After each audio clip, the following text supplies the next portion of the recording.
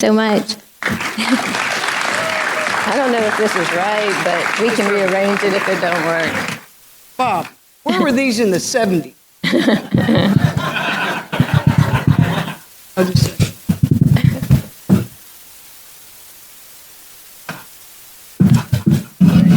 This is for tomorrow. I'm going to start drinking water tomorrow.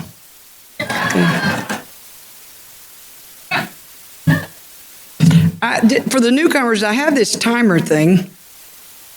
I don't pay attention to it. It always gives them hope. And I appreciate Annette and Stephen told me I could have as much time as I wanted, but don't worry, I have a flight at 4. So everything's cool. Everything's cool. My name's Nancy Burkhalter, and I am an alcoholic. Because of a loving God and the steps of Alcoholics Anonymous people just like you. I've been sober since November the 7th, 1981, and it's a great morning to be sober. Thank you. Thank you, thank you, thank you. You know, if I ever think that I'm not alcoholic, our speakers kind of alluded to this. If I ever think I'm not alcoholic, be glad you were not in my room this morning when I was trying to get ready, okay? It wasn't pretty, and thank God I don't think there was video in that hotel. But anyway, I'm sorry. Because I got to tell you, I had to have some skin cancers. I think that they call it excise or whatever. To me, it's like drill to China kind of thing off of my arms and my nose. Now, this nose does not need any interruption, okay? And I thought, oh my gosh, these people are not going to be able to concentrate because of my nose. And, you know, because it's beginning to splinter. I wasn't thinking of myself, right? But I mean, I wish I was making this up, but I'm beginning to go. And then I used about, a pound of makeup to cover that up, right? And then I realized, I know the ladies know this, but gentlemen, if you're going to bring a dress that zips from the back, make sure you have a roommate in the room. I got caught in my dress. I was like, and I'm going, but I can't. Anyway, it wasn't pretty. It was not pretty. But I didn't panic, but it wasn't pretty. And so I do want to thank Stephanie and the other people she mentioned. You know, I was so arrogant when I got here, I would have thought they met last week and kind of just threw some things together. Because I certainly didn't have that, you'll hear, I didn't have any commitment. I didn't see commitment as certainly taking any responsibility. And it has been amazing. I want to go home and frown for a week. I'm so tired of smiling. But it's not how I came. Oh, and Annette, let me tell you, usually you kind of hope an Al-Anon's going to pick you up at the airport because they come in the same day, okay, that you actually arrive. And I have actually had an alcoholic who had that commitment, and there was nobody there, and they had to announce it. He had gotten a little distracted and was watching a football game a couple gates down, and they had to send somebody else. But I knew that my friend Annette was going to be there. And I'm serious about it. I knew she was going to be there. I knew that how she takes her commitments seriously. And I'm so grateful for that. You know, some commitments aren't as fun as others. And I know she drove an hour or more to pick me up. And she, you know, if you are new here, let me tell you, we make lifelong friends, lifelong, that you didn't have to buy anything for. You didn't have to pay their rent so that they wouldn't leave. We make lifelong friends. And I met some this weekend that I believe will become dear, dear, dear friends to me. But Annette, thank you for being my friend. Because I need to tell you so I can know that I'm completely out of myself. When I left my house yesterday, I felt broken. I felt broken. And I hadn't smiled for a while, which is unlike me. And I was afraid. Because, see, I can wake up in doubt. I don't want to ever kid anybody, but I can wake up in doubt. But the good news I hope you hear today is that God doesn't move. My God doesn't move, even when that's happening to me. But I'm glad you taught me the difference between fear and sadness or whatever than self-centered fear, because if I was in self-centered fear, I'd be home on my recliner, saying, I can't do it this time. But because of good sponsorship, I do have a sponsor who knows I'm her sponsee. I know she's my sponsor, and if that made you uncomfortable, good. And but the truth is, but I'm getting ready, and I have somebody take me to the airport. So that's the first commitment that I started to maybe crack a little bit. But I can promise you, when I called Annette and said, I'm here at baggage claim, and she said, well, I'm here right outside the door. So it began to crack a little bit more. And then I walk in the room, and Mike and Diane, Monty, I couldn't tell you what one word probably Monty said, because I wasn't here yet. I really wasn't here yet. But then Mike and Diane scooped me up. And when you're trying everything you can to resist how you really feel, because I got to tell you, 43 years and 10 minutes ago, I would have never told you how I'm feeling. Somebody else said, why do I have to tell this stuff? Why do I have to tell this stuff? So they scooped me up. And then I see Bob, and he puts his arm around me. I'm beginning to breathe a little better. And so then the different speakers hearing that reminding us it's not a program of convenience, ever. And I love the thought that when I came in here, you'll hear about the big shot. I'm little, but I was a big shot and brilliant. And you work your way all the way up to that trusted servant, because today it is a privilege to be in this meeting. I don't want to forget that any meeting I'm in of Alcoholics Anonymous is a privilege, and certainly to be of service to. I'm glad to be a small part of a really big deal. And I want you to know I kept listening, and I kept getting in the room, and I kept coming in and sitting all the way down. And I got to tell you, I'm going home different. I'm not going home to a situation that's different, but I'm going home different. And I thank you for that. I thank you. It may come up, I don't know, so I'll say it now. I'm on the bus, and God's driving. So you look out the window of a bus, and it may not be like you look. I'm sorry for y'all that have to look at this scenery every day, by the way. Come to Dallas, I'll show you 6 different colors of cement.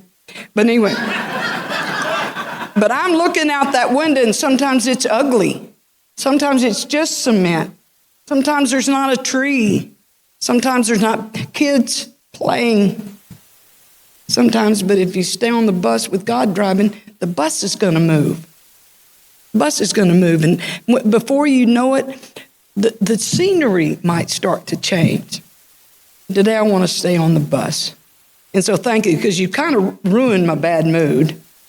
And but also, you've renewed that hope that all of the speakers talked about, that we really were offered the first time we walked in, and somebody said, welcome, welcome.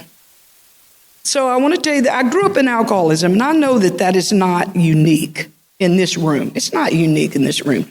But I want to tell you briefly what that looks like. God always puts this on my heart. My daddy was an alcoholic. I didn't diagnose him as an alcoholic. He knew he was an alcoholic. He just didn't seek recovery. See, he thought that when he went to work, which he did every day, sometimes when he shouldn't have, and he went to work every day, and he provided for us physically. And so he believed that he should be able to stop by the local beer joint, as we say in Texas, and have a few drinks with his friends. What he didn't know was that the phenomenon of craving was going to happen. Not sometimes, not maybe. He didn't know that. He didn't know it to his innermost self, which is important to me to remember. Because see, I thought he was drinking at us. I thought he didn't care about his family, because otherwise he wouldn't stop at the beer joint. And I learned that from my mother. Because when he didn't come, those tires didn't come in at 5 o'clock. I still can't eat at 5 o'clock because it was so tense back then. But anyway, when those tires didn't come in at 5 o'clock, her whole personality changed. And she went to the phone and she started calling all the numbers by the phone, and they did not say CVS or pediatrician. Bloody Bucket, Joe's, whatever. And she began to call them, and she'd say, is Ray Burkhalter there? And they'd go, nope. So she'd call the next one, Ray Burkhalter there? Nope. Now we know where he isn't. But stay with me. Okay, we know where he isn't, but that doesn't get, my mother wasn't a pre-Al-Anon, she was an alligator. You know, they're snappy. They're snappy, right? And they can track you down, right? They can track you down. Well, so it didn't get my mother down. So she's saying, get in the car. I don't want to get in the car. I don't want to go one more time and beg my daddy to come home. But alcoholism doesn't leave anybody out. It doesn't leave the kids out, even the neighbors, the uncles, the aunts, the moms and dads. It doesn't leave anybody out, and I don't want to go. I don't know why we're going to go. And so anyway, I would go in that smoky bar, and I'd say, Daddy, Mama wants you to come home. I didn't want him to come home. I don't know if I've ever said that. She wanted him to come. She needed him to come home. An alcoholic picks up a drink, and an Al-Anon picks up a drunk. Right? So she needed him to come home. And so we'd get him home. Oh, and she'd say, I want you to ride home with your daddy. Now, she wouldn't have put me in harm's way, but she knew that if I got in his truck, he would come home. He would come home. So we'd get home, and I was always the one that would blow it by starting to talk to my daddy. And those alligator eyes would cut around. She said, oh, do not talk to him. And I thought, let me review, okay? We find out where he isn't. We go get him where he isn't. We bring him home, and we're not supposed to talk to him. Apparently, we don't like him very much. So I want to know why we go. Why do we go? And I asked her one time, I said, Mama, why do we do this? Felt like every day. Of course, it wasn't every day, but boy, it felt like every day. Why do we do that? And she said, drinking's bad, and people who drink are very bad, and they must be punished. See, she believed she had the answer to alcoholism, to her innermost self. She believed it. You punish them enough. You punish them consistently. Then I guess my daddy would wake up some morning and say, oh, you want me to go to work and come home and be a part of this family? It never happened. But I got to tell you, at first, I was on my mama's team. I loved punishment phase. Because I developed a hatred for him that was palpable. One of the definitions for hatred is indifference. And I don't care. I don't care. And so I hated alcohol. Really, to my memory, I really don't have any childhood memories that are good. I don't chase that. But I don't have any memories that are good. But I wondered, why are we doing this? But I've developed this hatred to indifference. And I hate alcohol, and I would never. I discovered really when I was about 11 that I was brilliant. I was a little just cut above, I'm glad the last speaker is the smartest. And, But you know what I just said. I'm not enough, and I'll never be enough. See, that's what that's what I know down deep. So I developed this arrogance because I got good at looking good. It was the most important thing. So you wouldn't know what was going on in my house. And unfortunately, I got good at looking good. I started out developing a self that basically was not authentic for as long as I could remember. And so, but I need to say it again, I hated alcohol. Well, I graduated from high school, of course I did. I went to college, of course I did. And I'm going to be rich and famous, right? Got to get out of town, which I was doing, so, I wouldn't take that with me, all that chaos. I wouldn't take that with me. That'd be stupid. Well, so I go to college, and I really believed that I wasn't taking anything with me. I didn't know that when you move, alcoholism goes with you. Today, I'm not living in active alcoholism, but it's right here. It's still in my head. And so I go to college, and I hear people talking about going out and partying. And I thought, whew, it's a good thing I'm here. Good thing I'm here, because I'm going to save these people from being the pathetic, loser. And my friends, I said much worse about and to my daddy. Much worse. Because see, I thought if he could hurt as badly as I did, I'd feel better. Please don't waste your time. It doesn't work, and if you stick around, you'll be glad it doesn't work. Because we have a solution here. And so, but the truth is I thought, oh my gosh. And so I said, no, the only people can go party tonight is the ones that fit in my car. Okay? Now, my car was about the size of this room. These old Chevrolet Impalas, it was this big old long thing. We'd pile them in, and we'd get somewhere, and I began to watch them. I'd have to watch them. Why? Okay, I know that someday I might need to go in a room and find a solution, but the truth is I was desperate to control something that I never could control. And I grew up being desperate to control. I didn't want them to become those losers. And I believed that I could. I was still on my mama's team. And so I did punish them. Some of the Al-Anons, you're going to meet me afterwards because they were good. Okay, I got to move on. But I had some great punishments for those people, thinking that they would wake up one morning and say drinking's bad and people who drink are very bad. And I don't even know if they were alcoholic. But then there came that time when I graduated from college. Of course I did. And I'm going to be rich and famous. Well, let me tell you something. If there's some young people here and you want to be rich and famous, do not major in education. There's a glitch. I've been an educator my whole life, and I am not rich nor famous. But I got to tell you, I'm sure that there's probably a day that I said, I believe I'm going to change the course of education in America. You didn't write that down. Because I got degrees. I can't believe I'm going to say this, but it came into my mind. My early sponsor said, Nancy, a rectal thermometer has degrees, and you know what we do with that. It might have been on a day I was visiting arrogance again. And so, you know what I just said. I'm not enough and I'll never be enough. See, inside here where I live, I guess we could say to my innermost self, I knew I'd never be enough, so I got good at looking good. And I taught school, and I don't regret that past for a second. I miss it today. I miss it today. But so I go to Houston, Texas. I'm living in some singles apartments. I'm talking big time. Big time. I'm driving a new car. My daddy paid for it, but don't forget he ruined my whole life, okay? I couldn't finish a sentence and my daddy ruined my whole life. And so I'm living in these beautiful apartments, and there's like 2 or 3, maybe 5 pools, and those people that I punished knocked on the door, and I looked through there and I thought, they're here to kill me?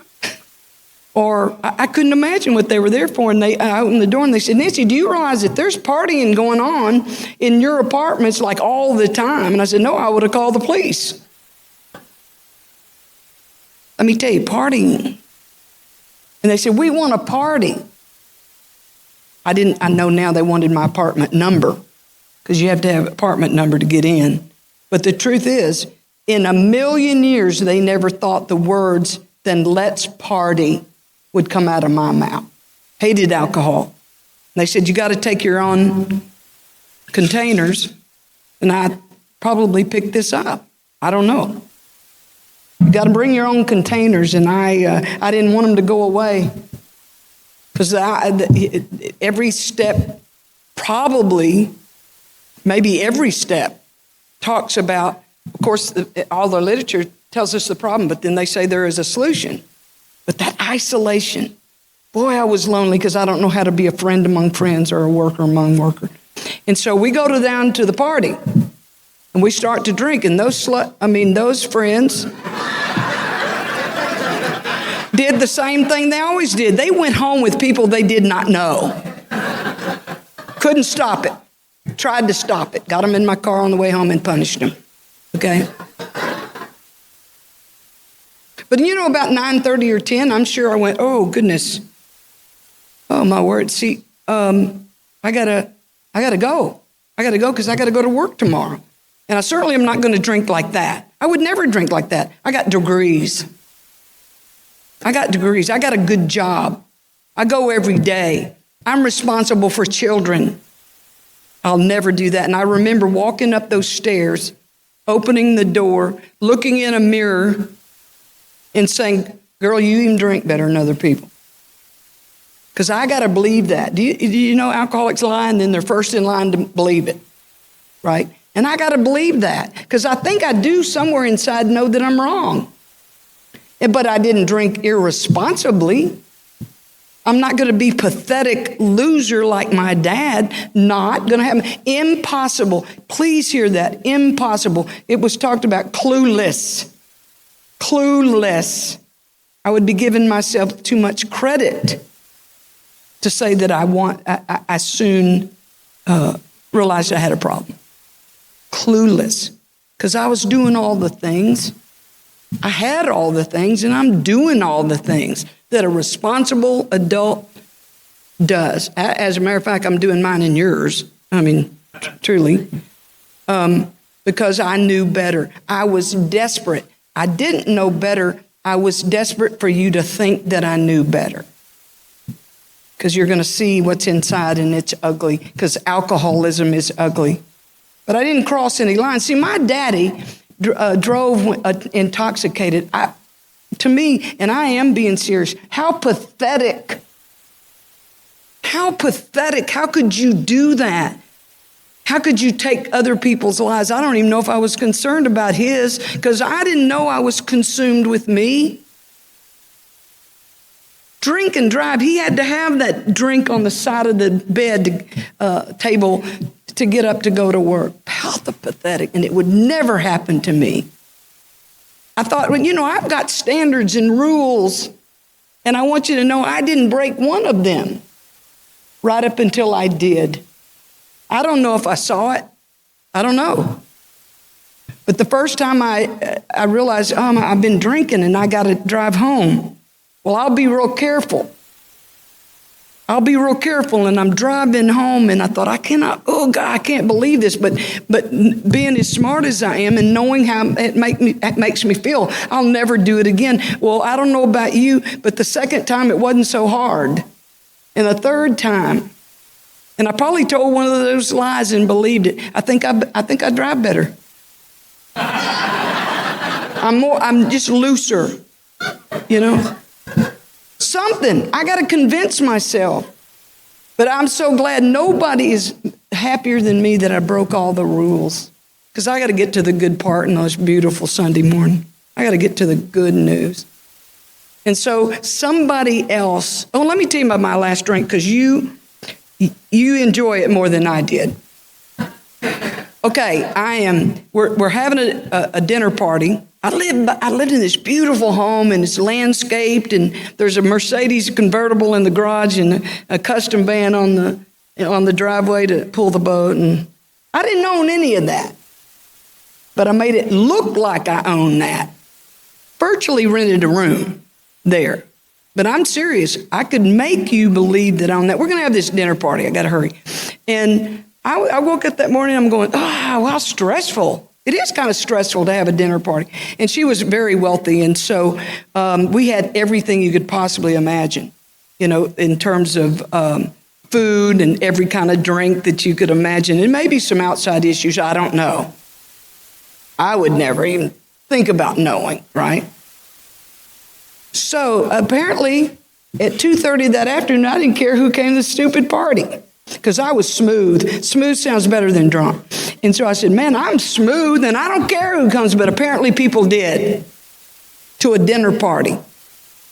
And I want you to know that I had a flashback from when I was in San Antonio where I was at a bar getting very drunk. And I discovered that when I am drunk, I'm quite the dancer. Okay? I'm good. I don't have time. But I'm good. And the music went off. See, I'm not in trouble. The music went off, and they said, clear this dance floor, and I thought they weren't talking about me. And when you feel this and they drop you over here, they're talking about you. And what they wanted was, because this bodybuilding team was going to do a bodybuilding. championship routine. Well, I'm back in I got in the hot tub. Now we're back at the dinner party, and I have a flashback. And I'd gotten in the hot tub. Apparently, it's not a good idea if you've been drinking since early morning. Okay, and that same song came on that these bodybuilders use. I became a bodybuilder. Not in the hot tub, not with any clothes on, but on the deck of the hot tub, naked. Okay, funny story. And I can laugh at it because you helped me heal from it. Because let me tell you, it sums up really. So I want to tell you the good news. It sums up my alcoholism. I didn't go to prison. Oh, except for this one. I didn't know about this one. I didn't. You said, I didn't. But the next day I had to be told that I had done that. It was a dinner party. It wasn't a beer bus. It wasn't Super Bowl. People were coming for a dinner party. And when I was told that I had done that, I said, you don't like it? Don't come to my house. See, I'd gotten to there. Don't care. I don't know if I really did in that innermost self, but I don't care. That's where I'd gotten. And somebody else had to recognize that I was in trouble with alcoholism. I can tell you a whole bunch of stuff. Just let your imagination go. I sold out. I sold out spiritually and physically and mentally and emotionally. I sold out. So somebody else said, you have a problem with alcohol and there is a solution. I got to say the word clueless. We were in the car. She threw me in my car. She saved my profession because I was outside somebody's place of business screaming to tell somebody that we should be living together forever. And she forgot. Screaming. She threw me in the car and drove me home. She said, there's a solution because you have a problem with alcohol. And in the car, because I know we do this to be silly sometimes, I looked around and said, Becky, we're the only two people in this car. Because that was crazy. But I don't know why. She said, tomorrow night there's a meeting. I lived in Austin on North Lamar. It's 7 o'clock and you can go. I'll pick you up or you don't have to go at all. Well, that's a double dog dare. And at the time, I probably would have said, I got to prove she's not an idiot, that she's an idiot. And so I got all dressed up because I knew what you were going to look like next day. And I didn't drink in case it was a rule. And I'm get there early like an interview. And I hope I didn't have my briefcase, but I probably did. Okay. And I walked in and I walked into a good meeting of Alcoholics Anonymous. They greeted me at the door. They started on time. The spiritual chairs were set up, right? They had a topic, probably from the literature, and they did that. And let me tell you what I did, because I don't want to ever forget. The first thing I did was this gentleman in Texas. This is kind of one word. My name's Nancy Bergalter, and I've been sober since November 7th, 1981. It's kind of one word, okay? And this gentleman says, my name is Jim Johnson. I can't remember that part. And I've been sober since January 3rd, 1971. And I went, you can't take a gas back. You can't ungas. And everybody goes, when you gas. They'd let that old boy stay 10 years. 10 years. There's only 24 things to do. And you have a textbook. And of course, I was serious. And I'm going, tutor.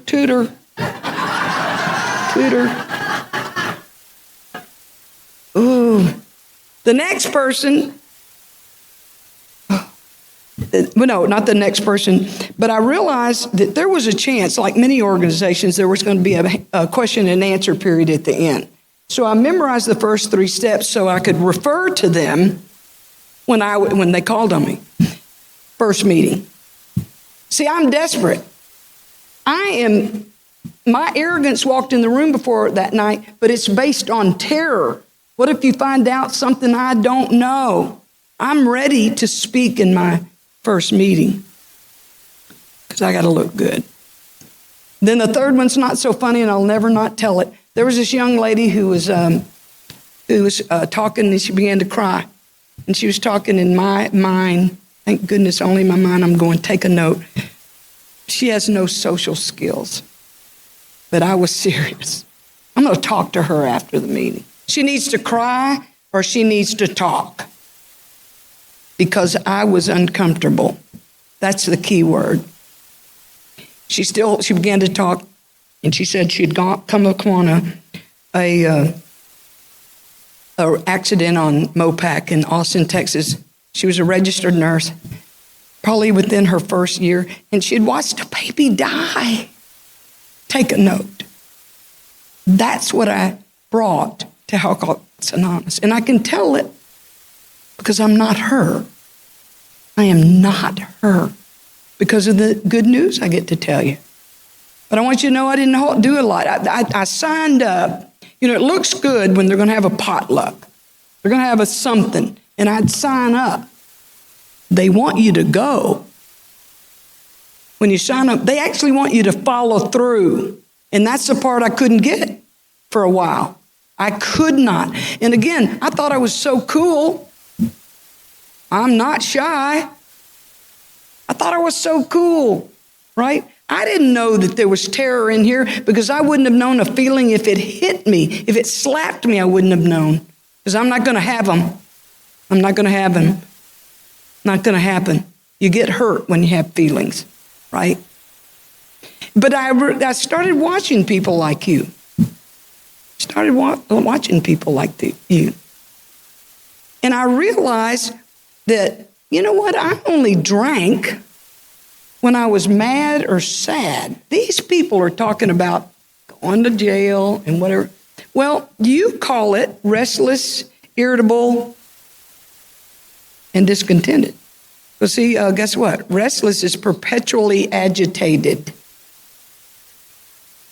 Irritable's abnormally sensitive, right? And discontented is craving to obtain something that you do not have. And I was the last to know. But guess what? I'm not alcoholic. Can't be. And I meant that. And they said, keep coming back. And I went back the next night. Why? And I went back on a Saturday morning. And I kept going. I'm not alcoholic. I'm not alcoholic. Because I wasn't just saying it because I don't want to be. I thought it was impossible. I think that's important to say out loud because I bet I'm not the only one. This is impossible. But I kept going, and I heard your stories, and I heard you talk about sponsorship. And I got a sponsor at first, and I called her to see if I could do anything for her. That was the best I had. That was the best I had. Do you need anything?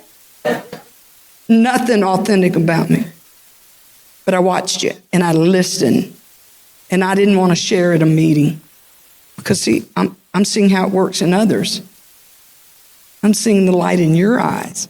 I don't know why that there's some days when I wake up, the sadness or the anger or whatever seems bigger than me. And somebody said it so well. But how could anybody take care of that in me? Because it's big and I've had it my whole life. So how could that happen? And I tell you, when I saw you doing what they did and getting what they had, I wanted it. And I met some West Texas people and they could have told me anything because I want to move on. I would have set up these chairs today if I'd been physically able to do it.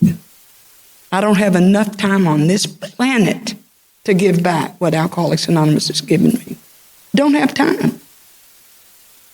And so anyway, but I hadn't had my turning point. And one day they used to ask me to go to lunch, and I'd say, I'm going out of town. Not true. And I thought I was so brilliant, but I was like a pull toy every week. I'm going out of town. I'm going out of town. I couldn't think of another excuse. And so one day I did. I left, and I just want to go home and be alone. Not true. And I'm driving down, and it's a North Lamar, and then it becomes Highway 290. And I want you to know, I kept going, and I'm screaming to the top of my lungs, who's going to know? Who's going to know? and I see a sign that says, "Welcome to Dripping Springs." And I pull off to the side, and I notice that my back tires are not in Dripping Springs. They're still in Austin. And I got back in, and I had to go out of town because I couldn't lie to you anymore. See, that's when I couldn't lie to you anymore. And I knew to my innermost self, I couldn't lie to you anymore. And I knew to my innermost self, me too, two of the most important words in this program, me too, I'm an alcoholic. And I'm beginning to see that that's very likely good news. Very likely. Because maybe me too could get well. And so I go back and I'm not visiting Alcoholics Anonymous, and I would have done anything you asked me to do. I wish I could say, may I do thy will always. I wish I could say that I do, but I know when I don't, God doesn't move. So I'm sober, and one day, that's what, how I was and what happened. But let me tell you, one day I called my sponsor, and because somebody had done something wrong, and when you do something wrong, I get righter by the second. And somebody at my work had done something wrong, and I drove like a drunk person to get home to turn them in to my sponsor who would never know this person. So I'm just going, and you would not believe, and what? And he said, well, you know what, let me get a cup of coffee. And I said, okay, I'll wait. And he went, oh no, you keep going. You like me better, don't you? I mean, that's what I had to put up with. And I said, but you wouldn't, okay. Because see, immediately in my brain then I knew that when he got back, we were going to get to the exact nature of the wrong and then move into the solution.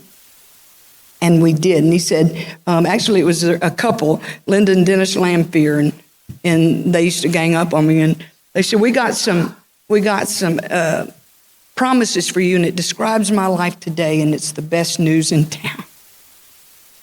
They said, Nancy, if you don't take the first drink, remember how brilliant I am? If you don't take the first drink, you will never be drunk again. And he went to Texas Tech. If there's a Red Raider here, I don't want to talk to you ever. Oh, by the way, Roll Tide, go War Eagles. Okay, I want to fit in. You will never be drunk again, because you cannot be drunk again, by the way. Newcomer or older comer that might be thinking today you can't do it one more day. If you don't take the first one, you can't. Since November the 7th, 1981, I haven't taken the first drink. And I've not caused the problems to you. Speakers talked about it. The damage to you or the damage to me. And I was promised that if I'd go to meetings, he said, somebody like you, a lot of them, you're going to meet people whose insides feel like yours. That understand your insides, even if their outsides have no resemblance whatsoever. I'm told that I have some very serious health problems. I mean, have you ever gone to a doctor that thinks they know more than you? Right? Okay, I told you that for one reason. Because, two reasons. Number one, maybe there weren't two reasons. I told you that because I hope no one in here ever has a health problem. I know it's not very likely, but there was a second reason. I know that probably some of you that are going to hit your knees tonight, you're going to pray for that long-winded speaker, because she's got some new stuff going on when she gets back. And I'm going home to a tremendous challenge that is the epitome of perilousness. But see, you all gave me hope. You just kick-started it. So I believe that'll happen because I go to a lot of meetings. It's a privilege, and I love it. I stayed too long. I want to go. I was promised that if I would study the literature, it probably won't surprise you that I'd begin to edit a few things.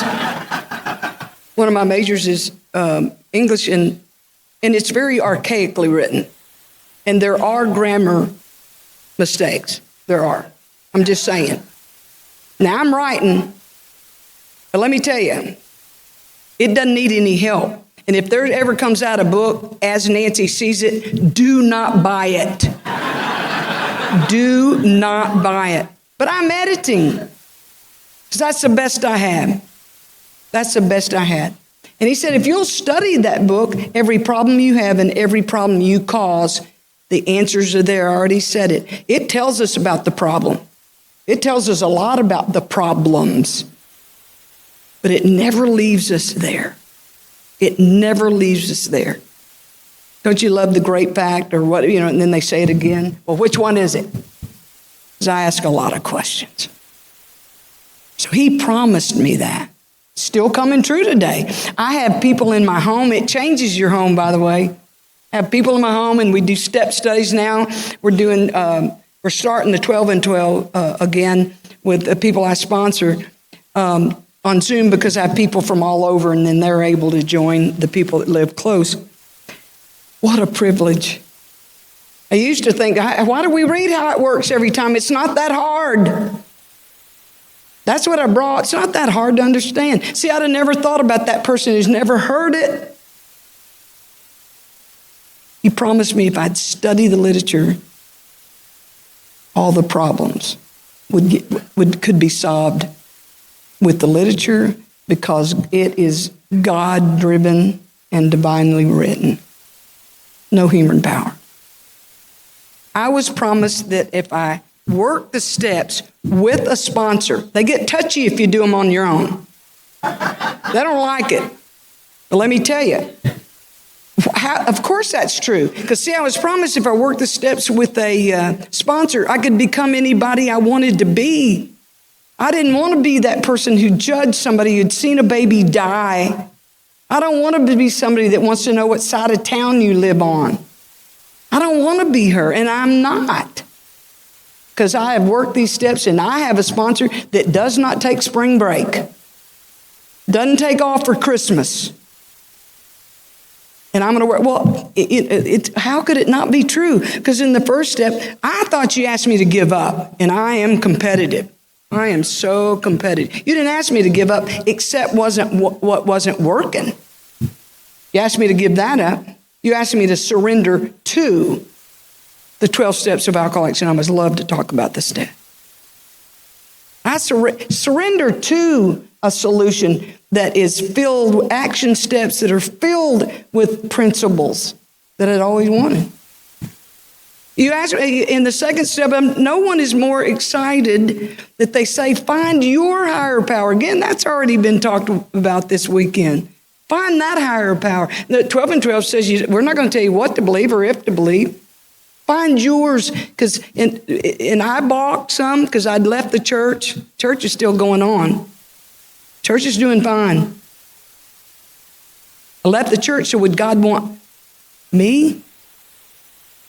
But I found my own higher power because somebody ruined my day when they said insanity is doing the same thing over and over. Same thing. Same thing. Then it wasn't so hard to turn my will and my life over to that power, because I'm beginning to know no human power. I'm beginning to know, and I mean beginning to know, that no human power could make the changes that I came to a program when I didn't know I had a problem, and I found a solution that I didn't know I needed. And so I got to have help. The power that I found in the second step encouraged me. I was encouraged to say, keep me between the lines. I'm on the freeway. Help me not exit too soon. Keep me on the bus. Please keep me on the bus. And I can honestly say I pray that all the time, because my difficulties, my bondage of self. And guess what? It's not the same. Why do you say it every day, Nancy? Because I'm not all bound up by the same things every day. And take away my difficulties, please. Keep me on the bus. Keep me moving with you. Things go better. And then all you asked me to do in that fourth step is get in a room and tell the truth. I used to lie in my own diary. Nobody's going to see it. But see, I needed to make it better. I needed to make me better. Yeah. But just tell the truth. I'm glad that my sponsor said, just pray. Pray and ask God to help you tell the truth. And at first he knew I was so competitive. He said, commit to 20 minutes.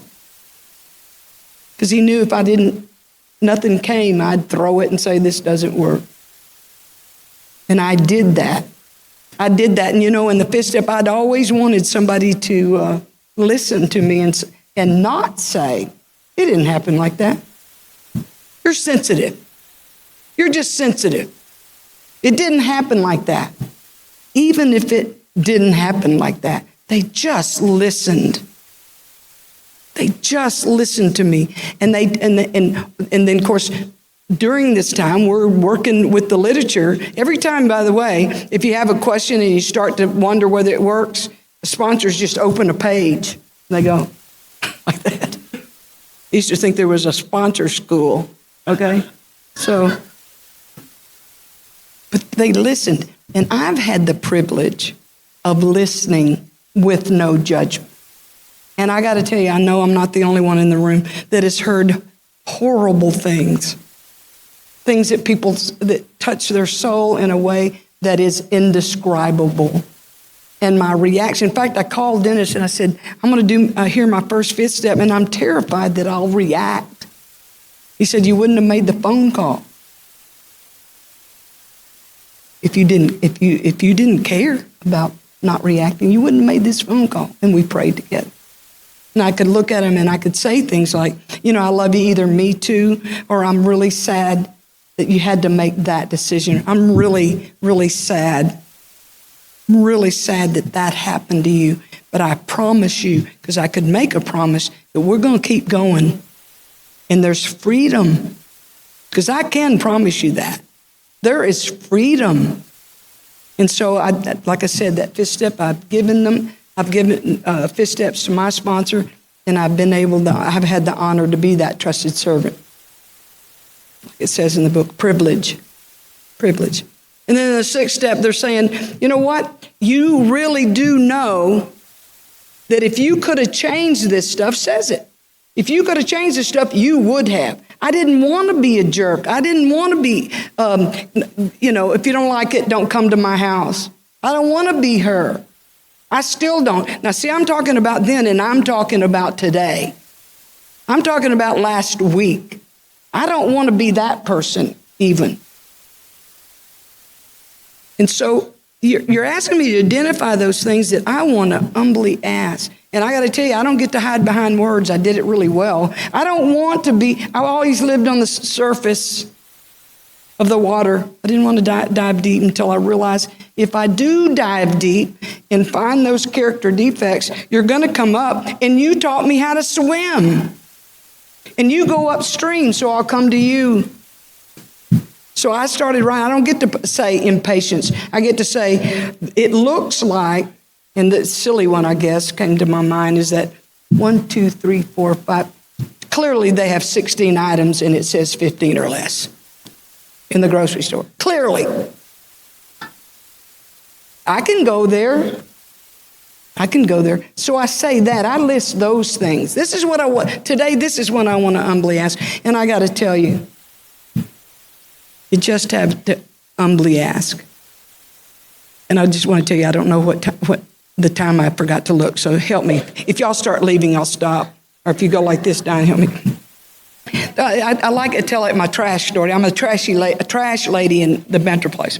Because see, that fourth step, I told you what that looked like. And if I were inviting all of you to lunch, right? I'm not. But if I did, we would have trash because I'm going to order out. I do not cook for people I love. And so we're going to order at the barbecue place.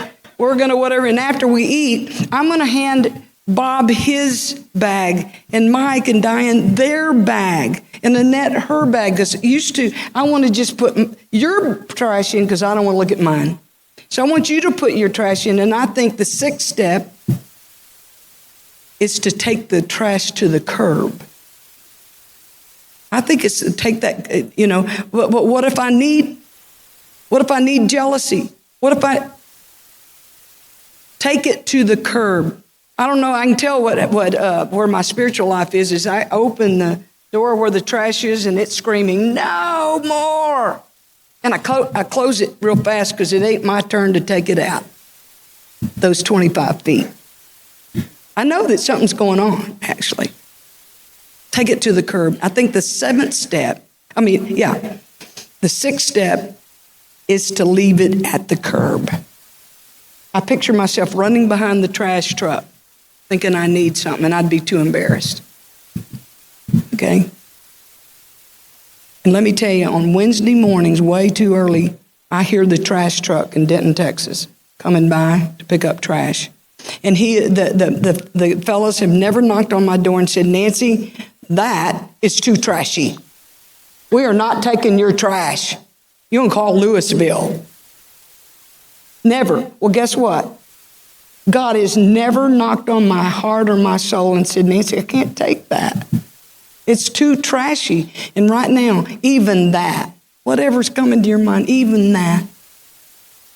And I use those prayers, the 3rd step prayer and the 7th step prayer. And again, I make them personal to me. It's not always the same. It's not always the same thing that's separating us. And then in that 8th step, there definitely, all the steps have a preparatory step for somebody like me. But boy, that 8th step, there's no way I could recognize the people I'd harm. Sometimes, remember back then and sometimes today, anybody else do the percentage? They were 98% wrong and I was only 2. Got to clean up my 2. Can't live with the 2. Thank you for that. Can't live with the 2. And so I'm 3 lists. I'll do it today. Oh, this one's going to be tough and not on your life. And you know who's on it, my mother and daddy. Not on your life. Except I saw how it worked in others. So I did those things. And then you get to 10 and some people call it maintenance. I call it growth. Where every day I have an opportunity every single day to not gather more trash. Every single day. However I do. I'm glad that I'd say, I can't do it this way or I don't know what. That's when you call your sponsor. Because I tell you what, when I start to balk, for me, it's because I think that I'm not going to do it right, and so I act like I don't care. But I'm not going to do it right. Because sometimes I called him one time and I said, you will not believe what I did today. And I was disappointed in myself, and I realized it in my 10th step, and he said, sounds like you want to walk on water. I went, well, he said, get a mop. That's as close as you're going to get. True. As close as I'm going to get. But I got to tell you, I want to review that day because I don't want the trash to collect up. And so that 11th step, as you might guess, I can't sit still and go, I know you're surprised. I couldn't talk if I didn't have arms. And so, but they're telling me, as it's already been said, if I want a relationship with someone, I got to participate. And how do I participate? They give you some directions. I've listened to you. One thing that's come into my mind is somebody said, I read my books. I read my meditation books. I say my prayers, and then I go for a walk. And on the way there, I talk to God. And on the way back, I listen. I was, oh. Debbie, my sponsor, realized that after I retired, everybody was shocked about this. I decided to become a gardener. Now that means go to Walmart, that's pretty, and just stick it in the ground. Okay, and apparently I'm pretty good at it anyway. And so I was telling her about that. I said, I don't want to use gloves. I want to feel the dirt. And she said, I know, because that's part of your meditation. Wow. I got to participate. Every day. I know, I said it this morning, I don't want to go without you. I know that this morning, I don't want to go with you. Please keep me out of the way. I don't want to go home without you. Please. And I know that God hears that because we have a relationship. 12-step, you know what? Give it away. Give it away. Nancy, give away a little bit. He'd say, you know, if they call and you can do it, say yes. And there's all those different ways. This is a small part of a really big deal. First time they asked me to wash cups, I'll tell you what that is for you new people. There really are something that's made out of glass. But anyway, and so they told me to, and I said, you know what? I don't drink coffee. Okay, go get the ashtrays. I don't smoke. And then they called on. They said, I didn't ask you either one. I didn't ask you if you drink coffee, and I didn't ask you if you smoke. Thank you. Thank you.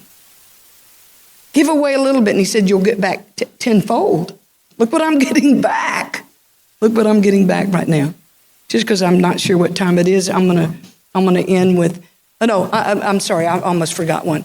And that's that God would always be big enough. Always. Yes, finance, romance, all of it. God will always be big enough. And there are times when I did. The thing that I'm going through right now, I can't lie. There's mornings I thought, I don't know what to do. I don't know what to do.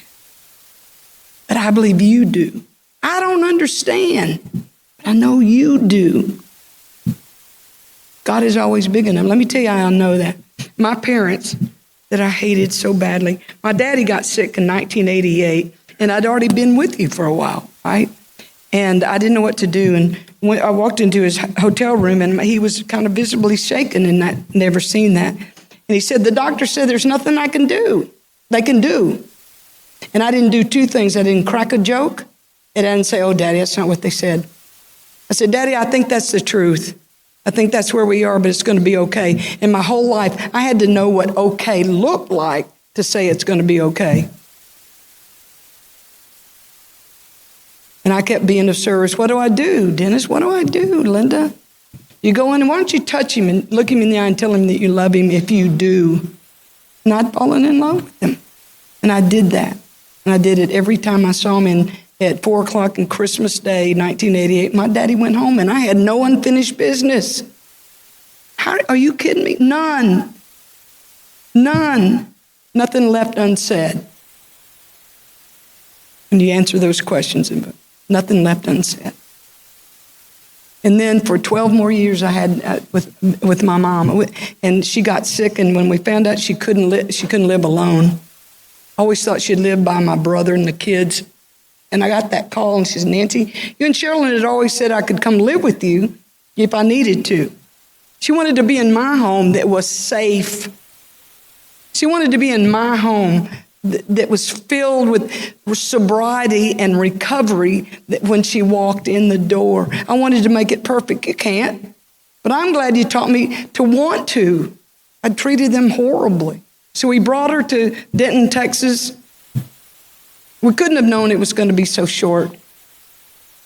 But I did everything. I was telling them, I was telling my new friends, I said, with my mama there's so many changes I saw in her.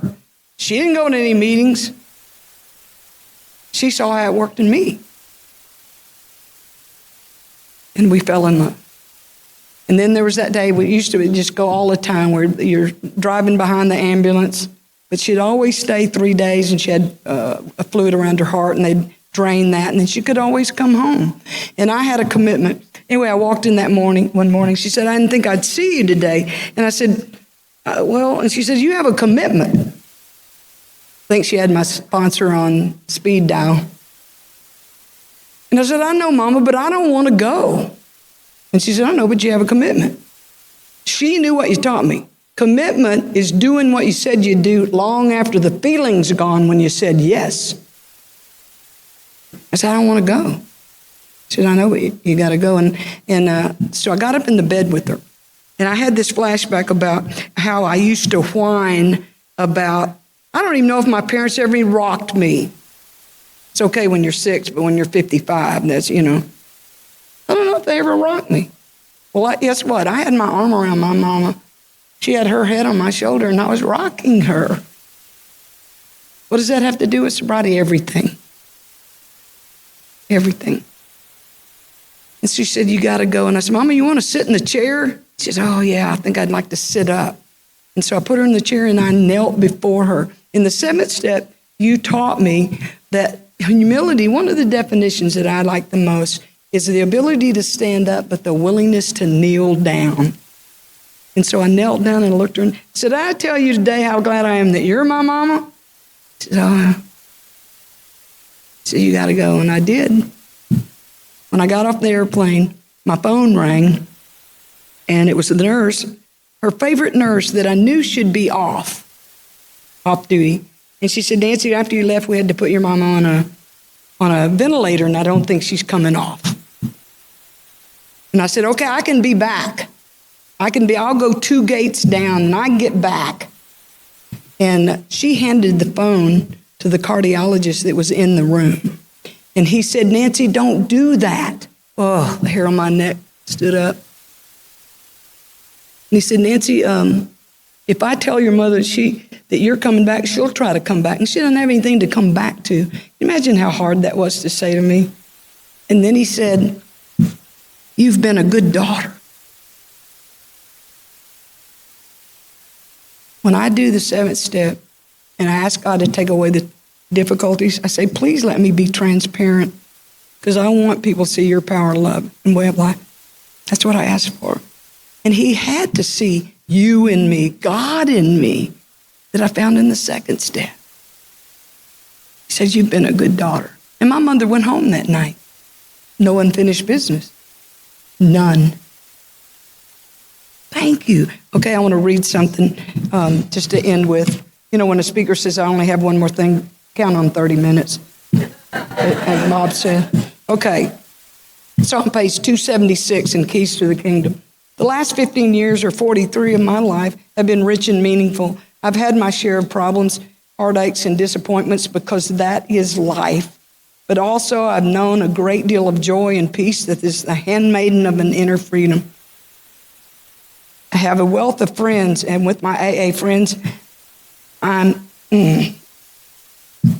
have a wealth of friends, and with my AA friends, an unusual quality of fellowship.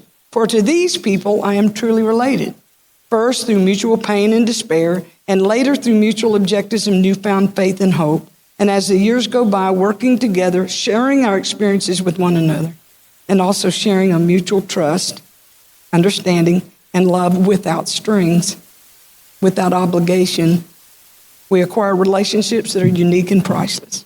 There is no more aloneness with that awful ache so deep in the heart of every alcoholic that nothing before could ever reach it.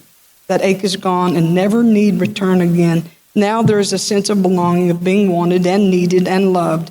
In return for a bottle and a hangover, we have been given the keys to the kingdom. Thank you. Thank you. Thank you. Did we get her done?